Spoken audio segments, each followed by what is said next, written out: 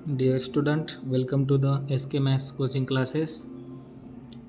और इस वीडियो के अंदर हम डिस्कस करेंगे method of variation of parameter.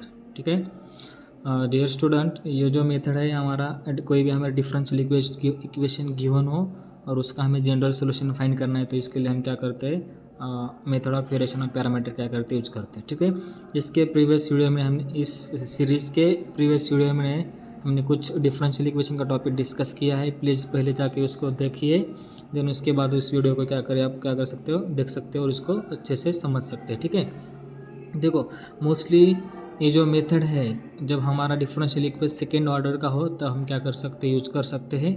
और सेकेंड ऑर्डर का हम ऐसे भी बोल सकते हैं, जब हमारा ऑर्डर 2 और 2 से ज़्यादा हो, देन उस टाइम हम क्या कर सकते हैं, इस वाले मेथड को हम क्या कर सकते हैं, अप्लाई कर सकते हैं। ठीक है, लेकिन हमारी इंजीनियरिंग मैथमेटिक्स 3 के लिए हमारा ऑर्डर सेकंड हो, तब उसको हम कैसे यूज करेंगे, हम क्या करेंगे, इस वीडियो के अंदर हम डिस्कस करेंगे। ठीक है, तो चलो देखो हम क्या, उसका कुछ स्टेप्स हम पहले डिस्कस करेंगे, देन उसके ऊपर एक एग्जांपल क्या करेंगे, डिस्कस करेंगे। ठीक है, तो चलो हमें क्या बोला है, for second order differential equation है कि हमें एक second order differential equation given है, उसको हमने लिखा है d2y/dx² plus dy/dx plus y is equals to X. Right, इसको हम ऐसे भी लिख सकते हैं अलग अलग फॉर्म में, F of D y is equals to X. इसको हम ऐसे भी क्या कर सकते हैं, डिनोट किया जा सकता है, आपको क्वेश्चन में ऐसे भी गिवन हो सकता है। ठीक है, तो चलो जब हमारे पास कोई भी डिफरेंशियल इक्वेशन गिवन हो, उसका हमें क्या करना है, जनरल सॉल्यूशन करते हैं। इसके पहले हमने जनरल सॉल्यूशन निकालने के अलग अलग मेथड्स दिखाए, जैसे कि हमें पता है जनरल सॉल्यूशन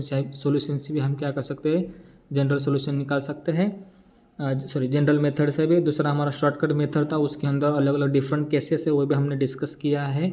और ये वाला क्या है, हमारा method of variation of parameter है। ठीक है, तो चलो सबसे पहले हमें क्या फाइंड करना है, स्टेप नंबर 1 में, to find the complementary function. Okay, complementary function किसके फॉर्म में हमें निकालना है, complementary function is equals to C1 into y1 plus C2 into y2। Right, second step में हमें क्या फाइंड करना है, to find the particular integral. What is particular integral, particular integral is equals to u into y1 plus v into y2। Right, where u is equals to integrate of y2 into x upon w into dx and v is equals to क्या है, y1x upon w into dx।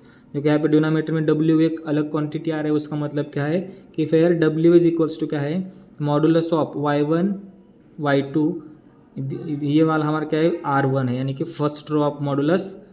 और second क्या है, second row में हमें क्या find करना है, y1 डैश और y2 डैश। देखो y1 डैश का और y2 डैश का आपको मतलब, दोनों का भी मतलब पता है कि ये क्या होता है, y1 डैश की y1 का फर्स्ट डेरिवेटिव और y2 डैश मतलब y2 का सेकंड डेरिवेटिव। ठीक है, तो ये स्टेप्स, ये दो बहुत बेसिक स्टेप्स मैंने यहाँ पे लिखा है, ये बहुत इंपॉर्टेंट है आपके वेरिएशन ऑफ पैरामीटर मेथड को यूज़ करना है, तभी ये वाला दो मेथड हमें क्या करना है, यूज़ करना है। ठीक है, जो कि यहाँ पे आपको डायरेक्टली CF क्या है, PF क्या है, आपको थोड़ा सा कन्फ्यूजन हो सकता है, लेकिन आप पहले वीडियो जाकर जो भी है वो उसको आप देखिए, तब उसको आपको समझ में आ सकता है कि कॉम्प्लीमेंट्री फंक्शन क्या होता है, पर्टिकुलर इंटीग्रल क्या होता है। ठीक है, तो चलिए इसके ऊपर हम क्या करेंगे कि एग्जाम्पल डिस्कस करेंगे।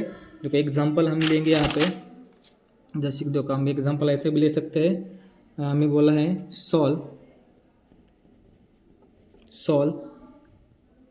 d² upon dx² plus y is equals to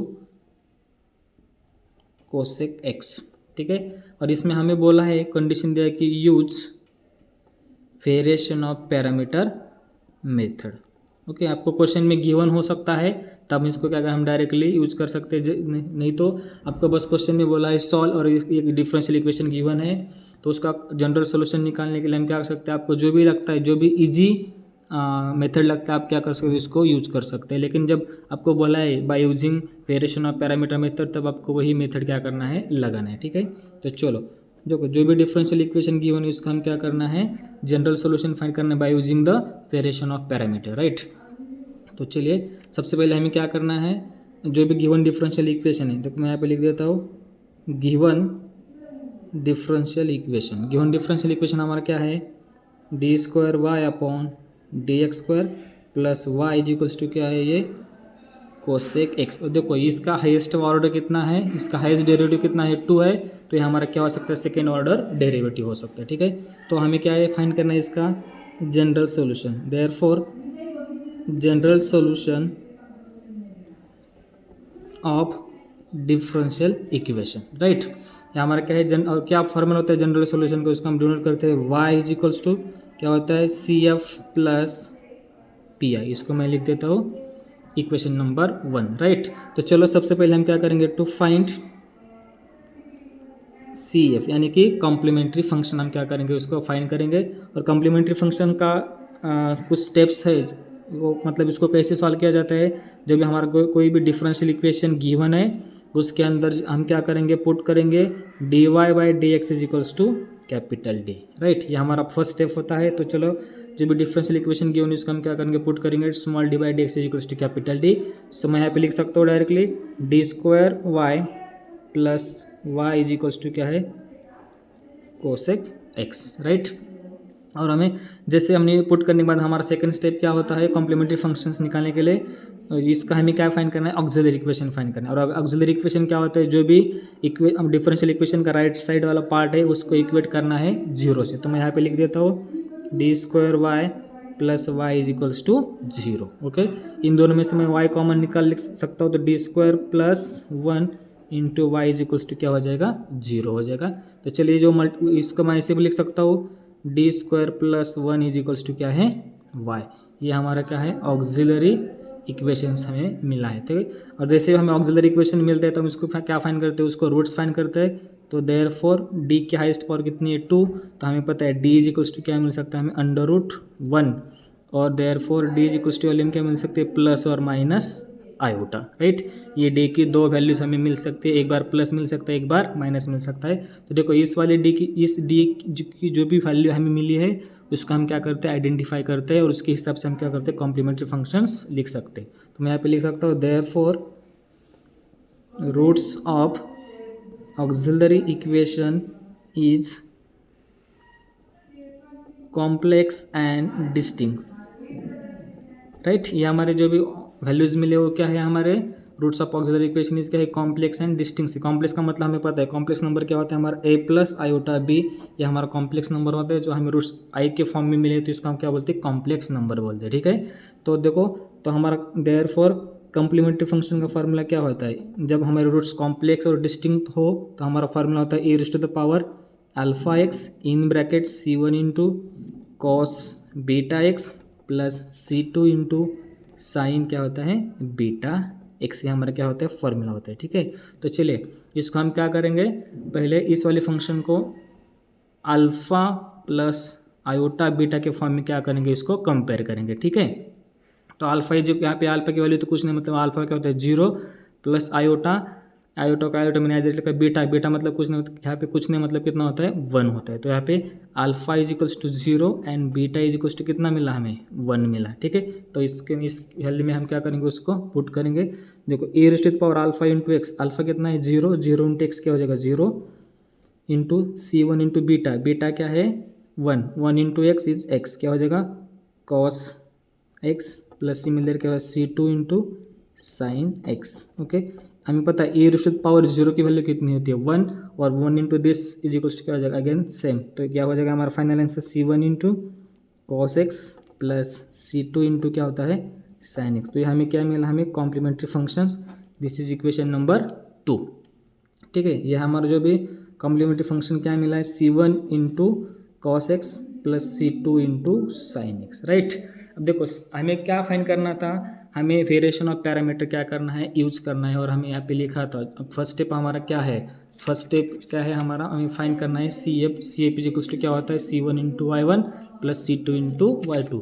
आप यहाँ पे अच्छे से देखोगे तो यहाँ पे c1 आ रहा है c2 भी आ रहा है। तो बस हमें यहाँ पे बस आइडेंटिफाई करना है कि here y1 is equals to क्या हो सकता है हमारा cos x हो सकता है and y2 is equals to क्या हो सकता है हमें साइन एक्स हो सकता है, ठीक है। इसको हमने ऑब्जर्व करके बस यहाँ पे लिखा है y1 is equals to cos x plus y2 is equals to क्या होता है साइन एक्स, ठीक है। तो चलो सेकंड स्टेप में हमें क्या फाइंड करना है, सेकंड स्टेप में हमें फाइंड करना है,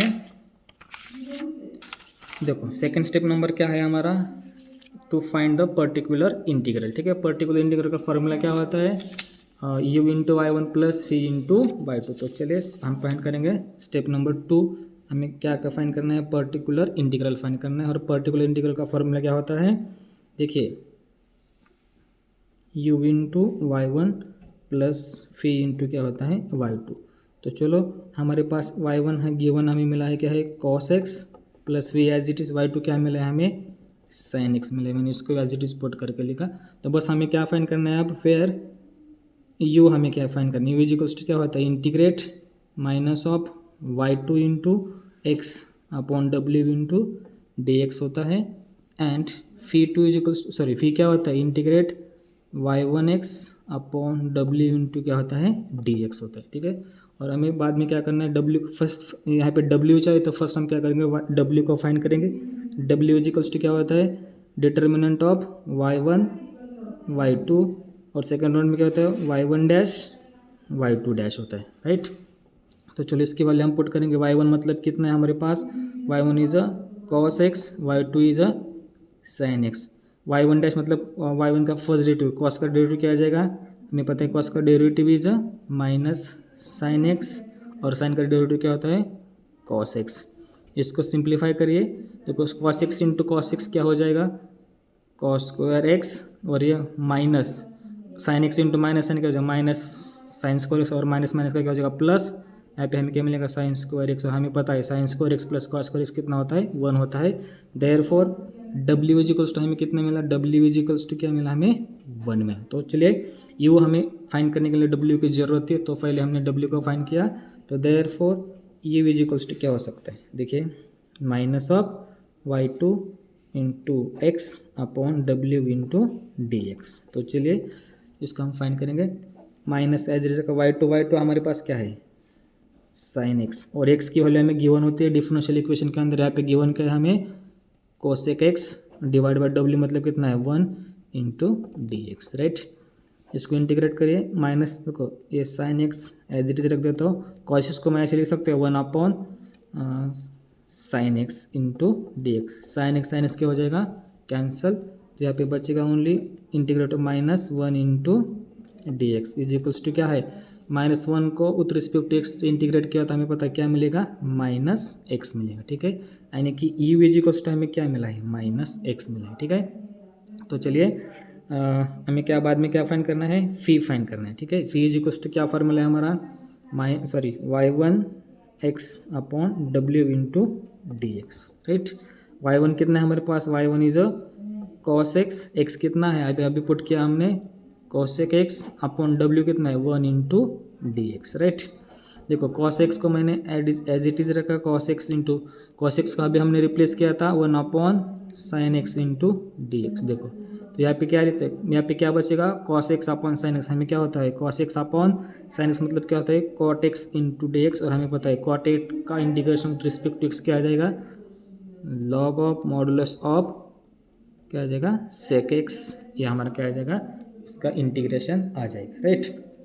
तो चलिए अब देखो हमें क्या करना है, ये हमें पर्टिकुलर इंटीग्रेशन हमें क्या करना था सॉल्व करना था। तो पर्टिकुलर इंटीग्रेशन हमें क्या मिला, हमारा फॉर्मूला क्या है particular integral is equals to u into